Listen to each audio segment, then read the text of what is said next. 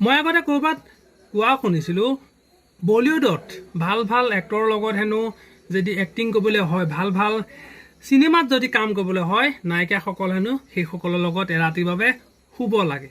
কিন্তু কি আচৰিত আমাৰ অসমতো শ্যাম কানুৰ দৰে এজন মানে কি ক'ম আৰু দালাল সেই এজনৰ লগত হেনো ডাঙৰ ডাঙৰ অনুষ্ঠানত গান গাবলৈ বা এখন ভাল ছবিত কাম কৰিবলৈ শ্যাম কানু মহন্তই হেনো সেইসকলক এক ৰাতিৰ বাবে নিজৰ লগত ৰাখে।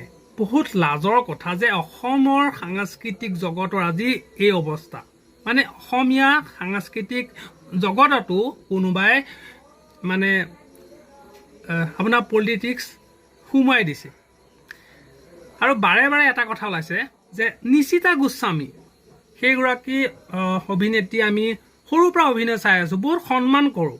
কিন্তু আজি এটা পটককৈ নিউজ পালোঁ যে নিশিতা গোস্বামী নহ'লে হেনো বোলে শ্যাম কানু মহন্ত নহয়। শ্যাম কানু মহন্তৰ ঘৰলৈ হেনো নিশিতা গোস্বামী সদায় যায় এনেকৈ বুলি নিউজ এটা ওলাইছে। এইটো মই কোৱা কথা নহয়, এইটো নিউজত কোৱা কথা। আচলতে কিয় যায় সদায় বা কিয় আচলতে এনেকুৱা হয় সেই কথাটো আৰক্ষীয়ে আচলতে উচিত তদন্ত কৰিব লাগে, নহ'বা অসমীয়া সাংস্কৃতিক জগতখন এদিন কিন্তু থান বান হৈ যাব।